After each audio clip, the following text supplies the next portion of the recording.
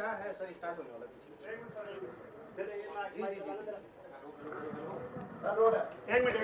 अच्छा, रोल मत करो, एक सिर्फ बात कह देते हैं कि मुद्दतों तेरी याद और हम तुझे भूल गए हों, ऐसा भी नहीं। तो जितने भी हमारे दिल्ली के प्रेस के साथी हैं जिनसे मेरी मुलाकात बहुत पहले से होती रही है, लेकिन इस तरह से एक औपचारिक तौर पे प्रेस कॉन्फ्रेंस में बड़े दिनों के बाद मुलाकात हो रही है, ये प्रेस के लिए नहीं, अपने मित्रों के लिए है। बहुत बहुत शुक्रिया। असल में लोकतंत्र में जन मुद्दा ही सबसे ज़्यादा महत्वपूर्ण है और वोट चोरी जन मुद्दे से जुड़ा हुआ सवाल है। हमारे पूरे प्रेस कॉन्फ्रेंस की जो थीम है वो यहाँ से शुरू होती है। एसआईआर के माध्यम से वोट के चोरी का जो सिलसिला और मामला जिस परिप्रेक्ष्य में आया बिहार के संदर्भ में, वो जानना भी बहुत ज़रूरी है। आप सब जानते हैं कि बिहार के संदर्भ में, बिहार में एसआईआर आने के पहले कांग्रेस पार्टी के द्वारा बिहार के जो मुद्दे हैं, जो आज भी मुद्दे हैं, पलायन, बेरोजगारी, भुखमरी और करप्शन, शिक्षा, स्वास्थ्य, इन सब को लेकर के बड़े पैमाने पे वहाँ एजिटेशन चल रहे थे।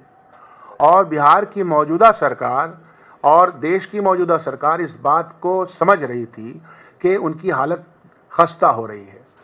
एक परिप्रेक्ष्य ये है, तो एसआईआर का मामला इस परिप्रेक्ष्य के मामले में भी समझना चाहिए, क्योंकि हम लोग बिहार में राजनीति करते हैं, इस बात को समझते हैं।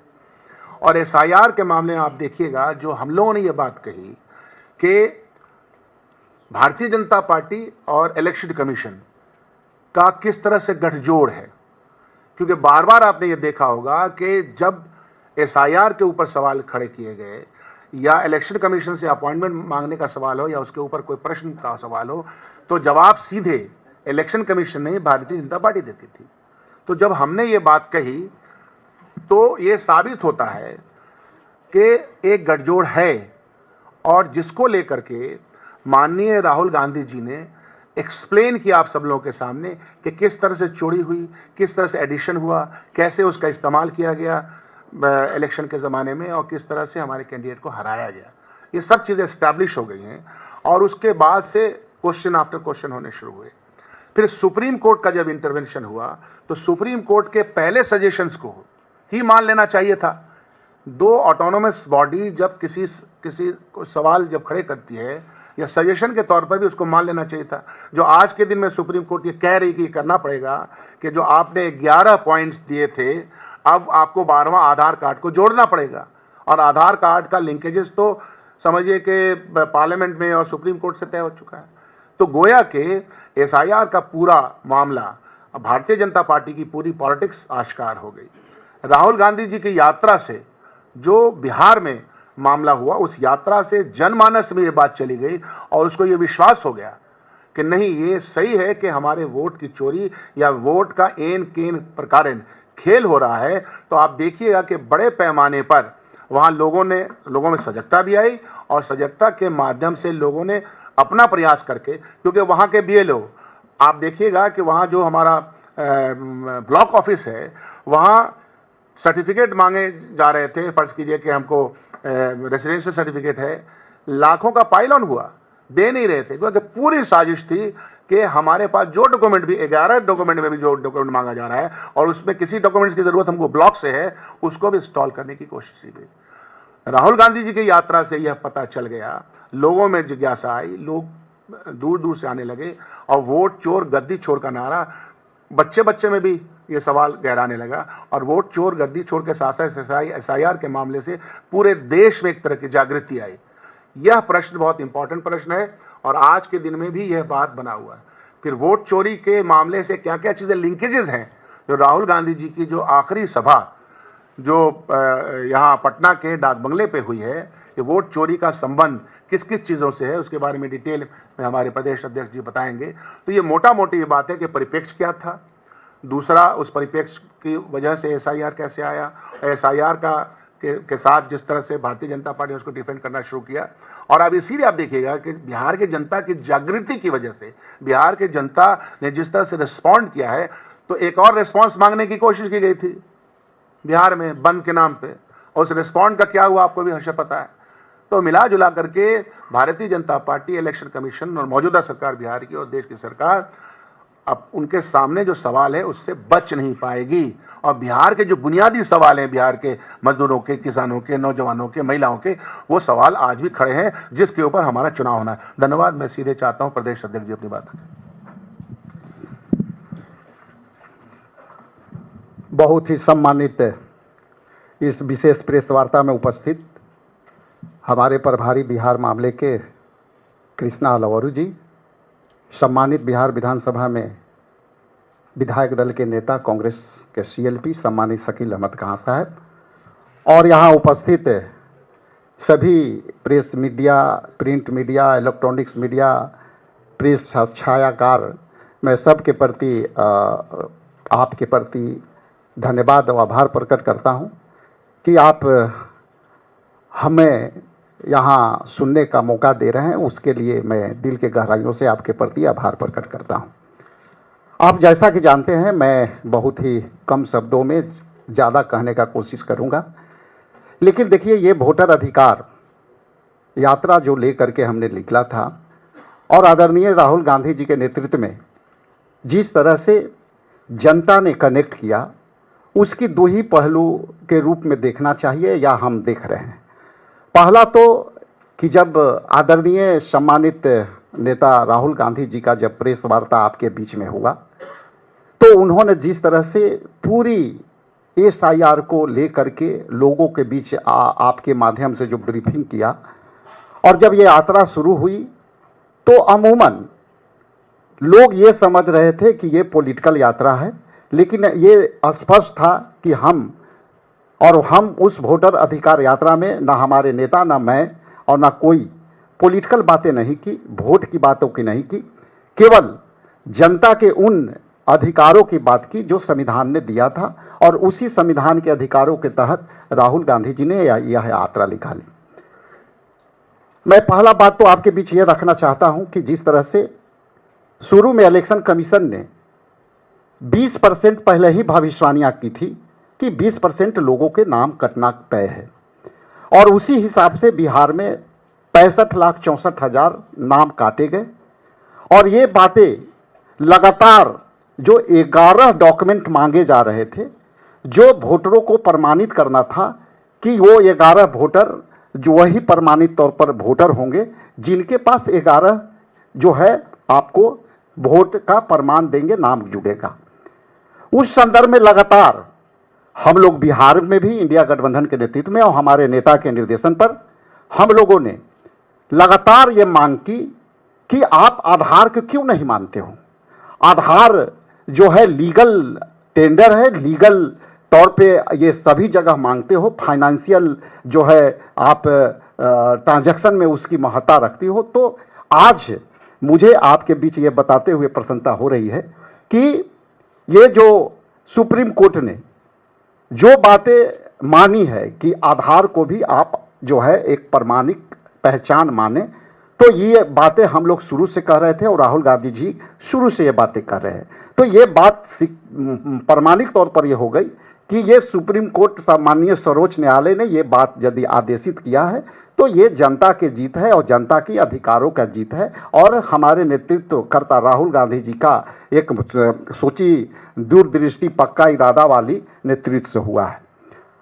आप यदि देखेंगे तो ये इस यात्रा पर कई लोगों का जो है आया है कि बहुत यात्रा सफल हुई। उस पर 2 सेकंड में मैं अपनी बातें कहना चाहता हूं कि यह वोटर अधिकार यात्रा अमूमन लोग ये समझ रहे थे कि यह राजनीतिक यात्रा है, लेकिन ये स्पष्ट हो चुका राहुल गांधी जी के उस जो है प्रेस वार्ता से, जिसमें उन्होंने प्रमाणिक तौर पर साबित कर दिया।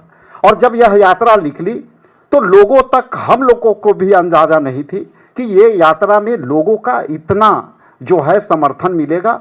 गर्मी में, धूप में आपको खिड़कियों से लोग कई किलोमीटर राहुल जी के गाड़ी के पीछे दौड़ रहे थे। उसके पीछे एक ही रीजन था कि जब ये राहुल गांधी जी प्रेस वार्ता उन्होंने करी तो उस समय जनता को ये लगा कि अपने मोहल्ले में अपने दोस्तों को, अपने परिवारों के बीच उनकी नाम कटी हुई प्रमाणिक तौर पर जाना, और तब ये यात्रा में साबित हुआ कि राहुल गांधी देश में जो बोलते हैं वो सच में जो है वो सही बोल रहे थे, और जनता सीधे कनेक्ट हो गई और उस वोटर अधिकार को उन्होंने ताकत दिया।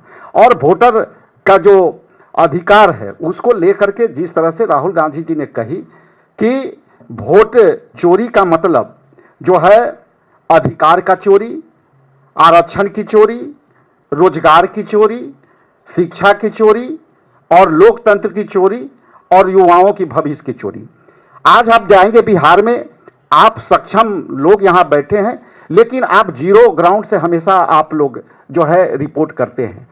आप जाइए कि कई ऐसे लोग हम लोग से अप्रोच कर रहे हैं कि उनकी राशन देना सरकार ने बंद कर दिया, उनकी पेंशन देना बंद कर दिया, लोगों के जिनके नाम कटे उनके परिवारजनों को कोई भी स्कीम का लाभ नहीं मिल रहा है। नरेगा मजदूरों के जिनके नाम कटे उनको जो है आज कोई भी उनको लाभ नहीं मिल रहा है। जो प्रवासी बिहारी हैं उनके पूरे परिवार को नाम काटा गया।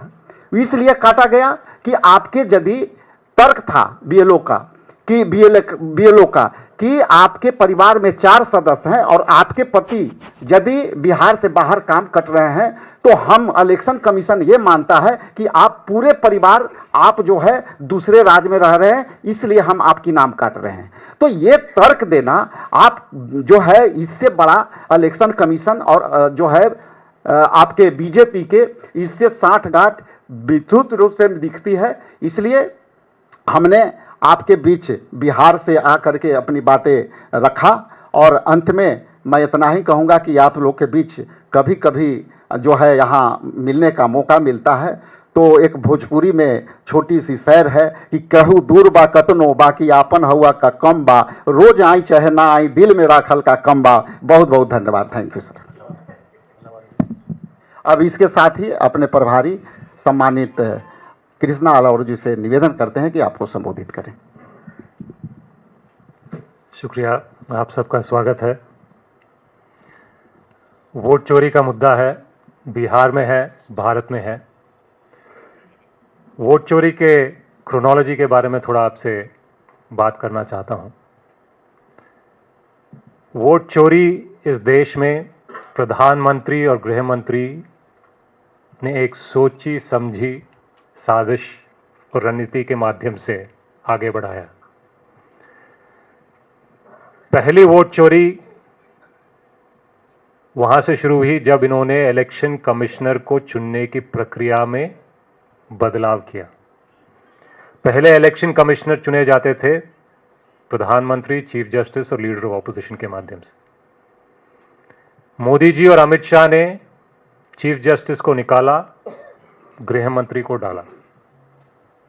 मतलब क्या कि मैच फिक्सिंग करनी है तो सबसे पहले आपको अंपायर को फिक्स करना पड़ेगा। तो यह पहली कड़ी थी। फिर बाद में उन्होंने क्या किया, कानून में यह तब्दीली लेके आए कि इलेक्शन कमिश्नर जो भी गड़बड़ करे उसके ऊपर बाद में भी प्रक्रिया नहीं हो सकती, कार्रवाई नहीं हो सकता। मतलब पहले आपने अंपायर फिक्स किया और फिर अंपायर को यह हिम्मत दे दी कि आप कुछ भी करो, आपके ऊपर बाद में कार्रवाई नहीं हो सकती। फिर इलेक्टोरल रोल पे वोट चोरी का काम किया, जिसको सबूत के साथ हमने आपके सामने, जनता के सामने रखा। पोलिंग डे पे घपला करते हैं, चोरी करते हैं, सीसीटीवी फुटेज मांगते हैं, नहीं देते हैं। 5 बजे के बाद अचानक वोटिंग परसेंटेज बढ़ जाती है, जिसका सीसीटीवी फुटेज नष्ट की जाती है। काउंटिंग के डे तक भी इन्होंने छोड़ा नहीं है। उदाहरण के लिए प्रधानमंत्री का वाराणसी में काउंटिंग के दिन का उदाहरण है हमारे पास। 6, 7, 8 राउंड तक कांग्रेस के प्रत्याशी लीड करते हैं। उसके बाद काउंटिंग की क्या होती है, क्या नहीं होती है, लाइव अपडेट बंद हो जाते हैं और काउंटिंग के एंड में जादू के तौर पर मोदी जी प्रधानमंत्री घोषित किए जाते, प्रधानमंत्री ने एमपी घोषित किए जाते। तो वोट चोरी की जो प्रक्रिया है, अंपायर चुनने से लेकर अंपायर के गलतियों को कानून के बाहर रखकर, वोटर लिस्ट के धांधली कर कर, वोटिंग के दिन पे गड़बड़ कर कर, काउंटिंग के दिन पर मैच फिक्सिंग कर कर, यह पूरी प्रक्रिया है वोट चोरी की, और इसके खुद जिम्मेदार प्रधानमंत्री और अमित शाह जी। जैसे शकील जी ने कहा, वोट चोरी जन जन का मुद्दा है, क्योंकि जो वोट चोर होते हैं वो सरकार बनाते हैं तो वो जनता की सेवा नहीं करते, क्योंकि जो टीम मैच फिक्सिंग करती है उसको रन बनाने से फर्क नहीं पड़ता है, उसको अच्छी बॉलिंग करने से फर्क नहीं पड़ता, उसको अच्छी फील्डिंग करने से फर्क नहीं पड़ता। तो वोट चोरी की सरकार को यह फर्क नहीं पड़ता है कि वो रोजगार बढ़ा रही है कि नहीं, वोट चोरी की सरकार को यह फर्क नहीं पड़ता है कि वो महंगाई कम कर रही है कि नहीं, वोट चोरी की सरकार को फर्क यह नहीं पड़ता है कि क्राइम बढ़ रहा है कि नहीं, वोट चोरी की सरकार को यह फर्क नहीं पड़ता है कि पेपर लीक हो रहे हैं कि नहीं, वोट चोरी की सरकार को यह फर्क नहीं पड़ता है कि 3 साल की डिग्री 6 साल में हो रही है कि नहीं, वोट चोरी की सरकार को यह फर्क नहीं पड़ता है कि आपके मां बाप और आपके बच्चों के इलाज के लिए आपको हजारों करोड़ों रुपया खर्च करना पड़ रहा है। तो वोट चोरी जनता के हर समस्या का जड़ है। यह बात हम जनता को आपके माध्यम से बताना चाहते हैं। इसीलिए बिहार में जो हालत आज खराब है, अगर बिहार में हालत बदलना है तो सरकार बदलनी है और उसके बाद बिहार बदलेगा। धन्यवाद। सवाल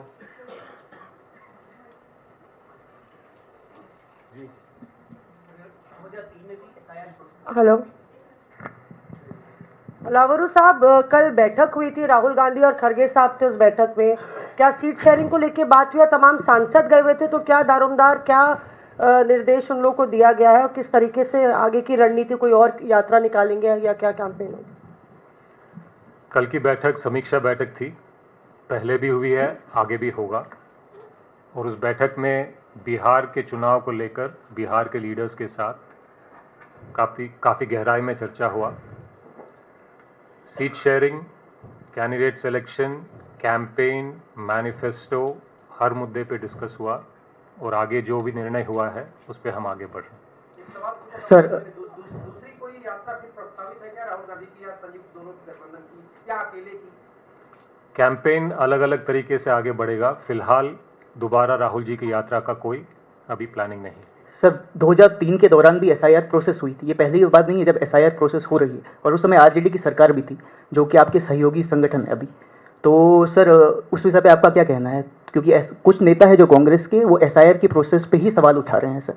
तो अगर देश की वोटर लिस्ट में शुद्धिकरण होगा और जो वोटर ऐड नहीं होने चाहिए वो अगर ऐड इलेक्शन कमीशन उसे हटा रही है, तो इस प्रक्रिया का समर्थन नहीं होना चाहिए सर? आपने अगर स्टडी किया होगा कि 2003 के एसआईआर और 2025 के एसआईआर में क्या फ़र्क है, तो आप शायद ये सवाल नहीं पूछते।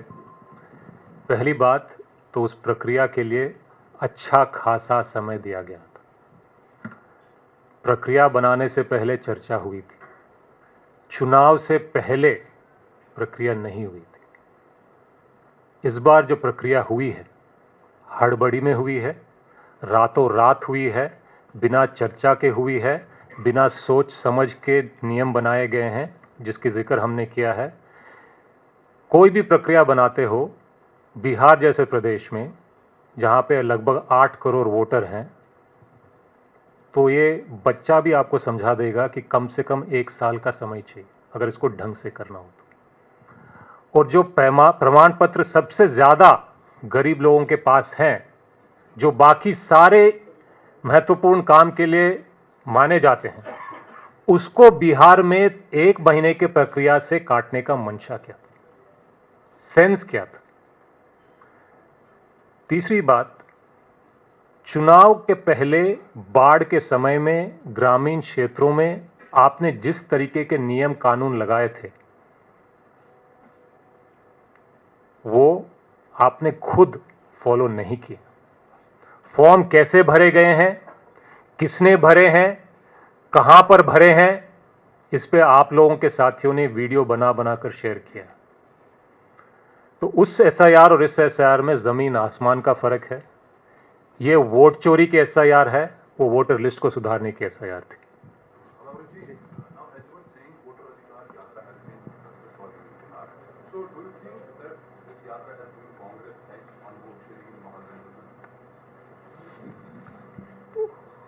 वोट चोरी जो मामला है, ये एक चुनाव का एक कैंपेन नहीं है।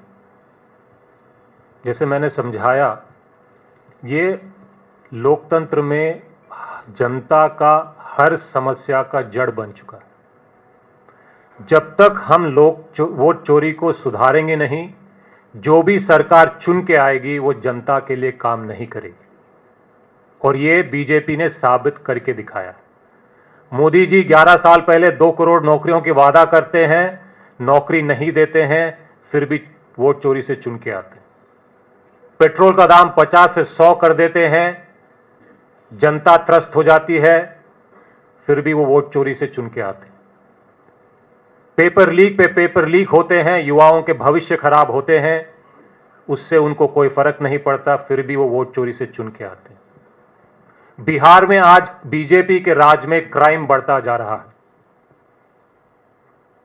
उससे इनको कोई फर्क नहीं पड़ रहा, क्योंकि इनको पता है कि ये वोट चोरी से सरकार बनाते हैं।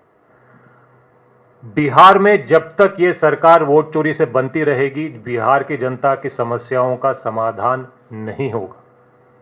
वोटर अधिकार यात्रा का ये मकसद था कि जनता को ये बात समझाना, और हमारे को लगता है कि जनता ये बात समझ गई है, क्योंकि यात्रा के दौरान आपने भी सुना होगा, मैंने भी सुना है, बच्चा बच्चा ये कह रहा है कि वोट चोर गद्दी छोड़। आपके सहयोगी हैं बिहार में जो सबसे मजबूत तेजस्वी यादव। कृष्णा लावरू जी, यहाँ सवाल है मेरा। जो कल एक ट्वीट किया है तेजस्वी यादव ने नेपाल के हालात का जिक्र करते हुए, नेपाल के नज़दीक है बिहार, डरा नहीं रही हैं, सिर्फ बता रहे हैं चुनाव आयोग को। इसके बाद एक बड़ी बहस छिड़ी हुई है कि नेपाल का जिक्र कर क्या बताना चाहते हैं तेजस्वी? क्या पार्टी, कांग्रेस पार्टी इस बयान से सहमत है? कांग्रेस पार्टी इस बात से बिल्कुल सहमत है कि जब तक वोट चोरी चलती रहेगी, जनता के मुद्दों पे काम नहीं होगा, और जब तक जनता का सेवा नहीं होगा और जनता का काम नहीं होगा, तो जनता में आक्रोश बढ़ेगा, और जब तक ये आक्रोश बढ़ता जाएगा तब तक खतरा बढ़ता जाएगा। ये हमारा मानना है। कृष्णा जी, इधर इस साइड आपके लेफ्ट में, कृष्णा जी इधर।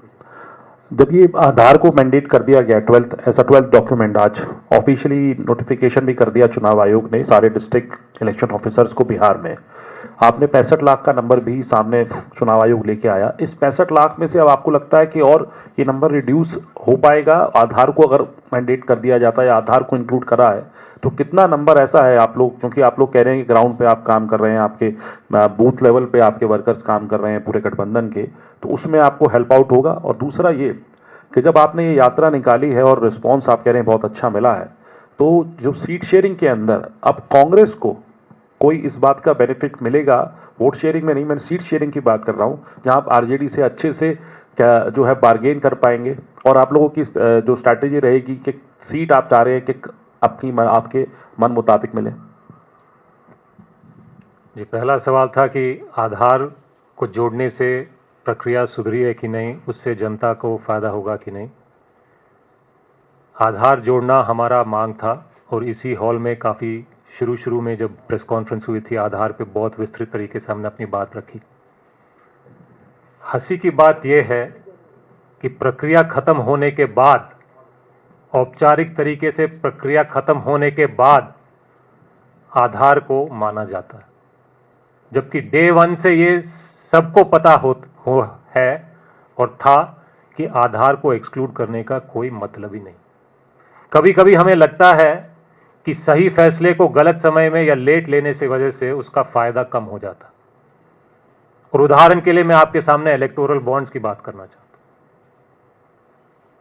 इलेक्टोरल बॉन्ड्स को सुप्रीम कोर्ट ने खारिज किया, लेकिन खारिज तब जाके किया जब इलेक्टोरल बॉन्ड से देश को, संविधान को, लोकतंत्र को बहुत बड़ा नुकसान हो गया था। अभी आधार कार्ड को प्रक्रिया में जोड़कर फायदा पहुंचाने का हेडलाइन तो हो जाता है, लेकिन प्रक्रिया इतनी आगे बढ़ चुकी है कि जिसको उसके फायदा पहुंचाना था तो शायद उसको उतना फायदा नहीं पहुंच पाता। रही वोटर अधिकार यात्रा की बेनिफिट की, गठबंधन को वोटर अधिकार यात्रा से फर्क पड़ा है। जनता के बीच में हमारा मुद्दा चला गया है। सीट शेयरिंग का मामला है, वोटर अधिकार यात्रा से हम ये नहीं मानते कि हमें ज़्यादा सीट या कम सीट मिलने चाहिए। हमारा शुरू से कहना है कि गठबंधन में नए लोग आएंगे, नए पार्टीज आएंगे, नए पार्टनर्स आएंगे, तो गठबंधन के हर एक साथी को अपने किट्टी में से कंट्रीब्यूट करना पड़ेगा, तभी नए लोगों को स्पेस मिलेगा। एक बात। दूसरी बात, हर सीट में, हर प्रदेश में अच्छे सीट होते हैं, खराब सीट होते हैं, और हमारा मानना है कि ऐसा नहीं होना चाहिए कि किसी दल को सब अच्छे सीट मिल रहे हैं और किसी दल को खराब सीट मिल रहे हैं। सीटों के बंटवारा में अच्छे और बुरे सीट का संतुलन होना चाहिए। और आखिरी बात, हमारा प्रयास यह है कि वक्त रहते रहते सीट शेयरिंग को पॉजिटिवली हम आगे बढ़ाएं, और हमें इस पे अभी तक सफलता मिल रही है। अल्लावर जी,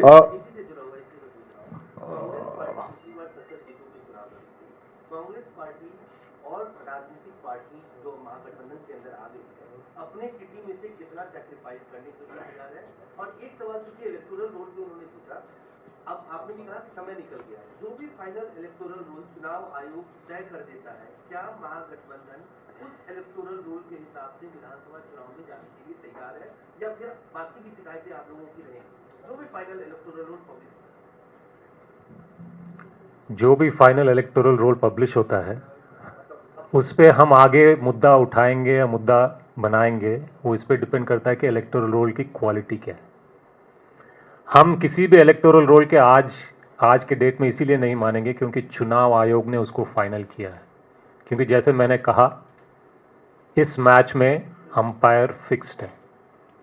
अगर इलेक्टोरल रोल में हमें गड़बड़ियां दिखेंगी तो हम उसको मुद्दा बनाएंगे, हम मुद्दा उठाएंगे, और इसमें कोई पीछे हटने वाली बात नहीं है।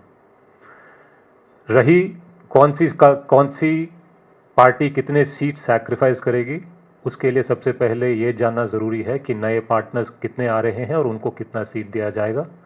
उसके बाद हमारा मानना है कि प्रोपोर्शनेटली हर पार्टी को अपने हिस्से में से उसके लिए कंट्रीब्यूट करना पड़ेगा। सर, आप लोग स्क्रीनिंग कमेटी की पहली बैठक से आ रहे हैं, तो मेरे दो सवाल, एक स्क्रीनिंग पे है और एक दूसरा सवाल है। तो क्या चर्चा हुई स्क्रीनिंग कमेटी की बैठक में? कितनी सीटों पर आप लोगों ने बात की है और कितनी सीटें आप लोगों को मिलने का अनुमान है? स्क्रीनिंग की बैठक आप लोग शुरू कर चुके हैं जबकि सीट बंटवारा भी तय नहीं हुआ है। एक थोड़ा सा इस पर बता दीजिए। और दूसरा, बिहार चूंकि बिल्कुल नेपाल की सीमा लगती है बिहार से, नेपाल में जो कुछ हो रहा है उसको बिहार के नेता के तौर पर आप लोग कैसे देखते हैं भारत के कॉन्टेक्स्ट में, जिस तरीके से नेपाल में हिंसा हुई है और युवाओं की बगावत हुई है सरकार के खिलाफ?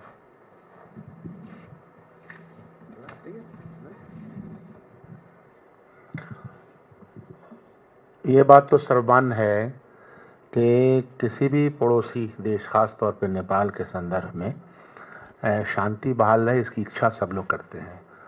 और सरकारें वहाँ के नौजवानों की या किसी भी सेक्शन की अगर उपेक्षा करती हैं तो वो कहीं ना कहीं आक्रोश की वजह भी बनती है, और ये यहाँ भी ये बात लागू होती है।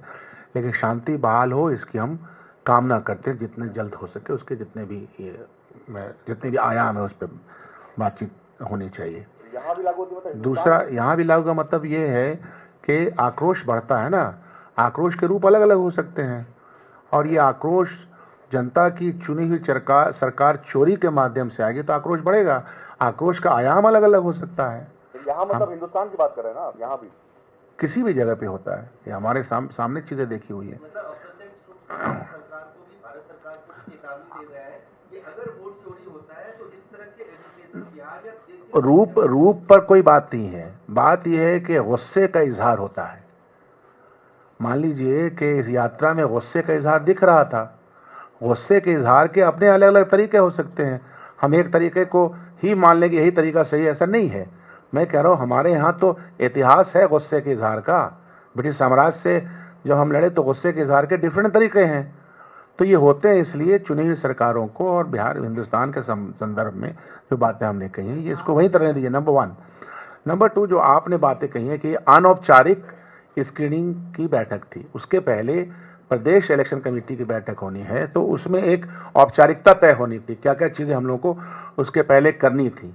तो ये कोई फॉर्मल मीटिंग अनाउंसमेंट नहीं था, इनफॉर्मल जितने लोग सेक्रेटरीज, ऑब्जर्वर्स वहाँ जो काम कर रहे हैं, प्लस जनता के से जो लोग मिले हैं, कैंडिडेट से जो लोग मिले हैं, जो एस्पायरेंट्स हैं, उनके साथ चर्चा कैसी हुई, क्या उसके ऑप्टिक्स होने चाहिए, इस पे वो चर्चा हुई है। जी शुक्रिया सर। बता तो स्क्रीनिंग की बात कंप्लीट कर देते हैं, फिर आप अपना सवाल पूछ सकते हैं, क्योंकि मुझे लगता है कि इस पे काफ़ी सवाल आएंगे, तो मैं उसको पहले ही क्लियर कर देता हूं।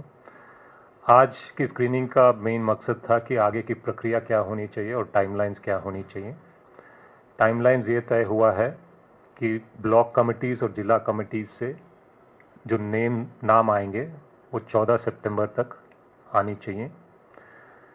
प्रदेश इलेक्शन कमीशन की कमेटी की मीटिंग 16 सितंबर को पटना में तय हुआ है, और औपचारिकता से फॉर्मली स्क्रीनिंग कमेटी का काम 19 सितंबर से शुरू होगा। तो मेरे ख्याल से ये स्क्रीनिंग कमेटी के जितने क्वेश्चंस होंगे ये शायद सबको एड्रेस करेगा।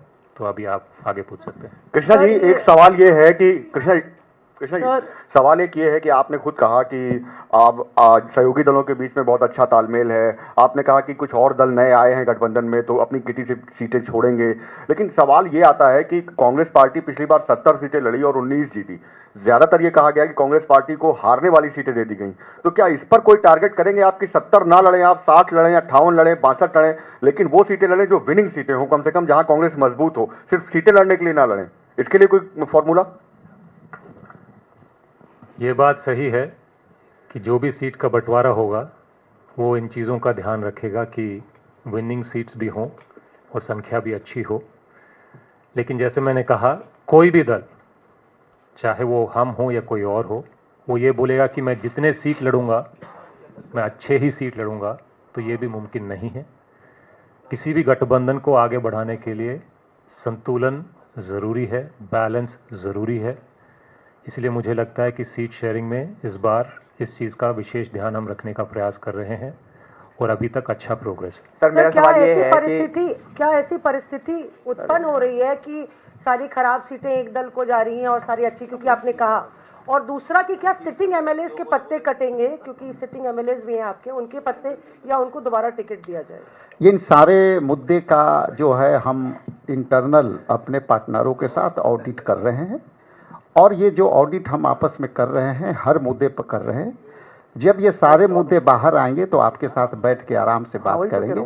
लेकिन हमारी प्रायोरिटी जो बिहार में लॉ एंड ऑर्डर का है, इशू बेस जो हमारा मुद्दा है, उस मुद्दे के अनुकूल हम सीट शेयरिंग को भी उसमें हम जोड़ने का कोशिश कर रहे हैं।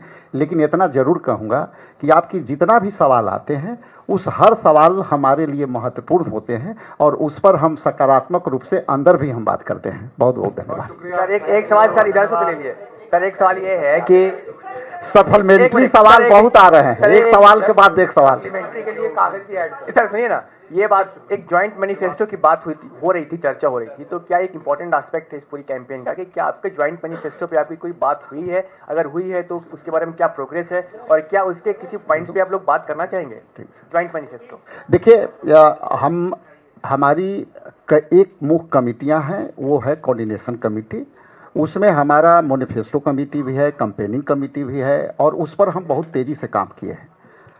जहाँ तक आप मैनिफेस्टो की बात कर रहे हैं, तो हम बहुत जल्दी ही आपके बीच कई गुलदस्ते के रूप में हम हर घर अधिकार यात्रा को, हर घर जो है अधिकार को लेकर के हम door to door campaigning jointly करने जा रहे हैं, जिसमें हम खास करके माई बहन मान योजना जो 2500 रुपये है, 200 यूनिट बिजली माफ़ी का जो है सवाल है, हम 25 लाख के जो है हम स्वास्थ्य बीमा देंगे। तो ये सब मैनिफेस्टो का पार्ट है,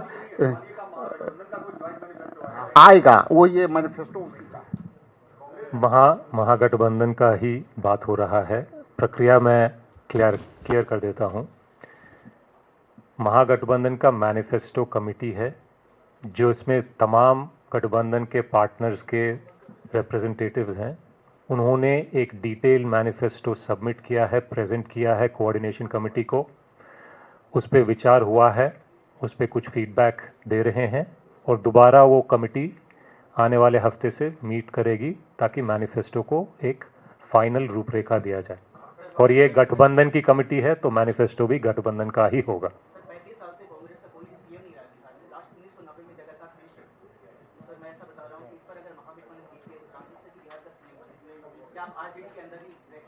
बिहार का सीएम बिहार की जनता चुने तो बेटर है।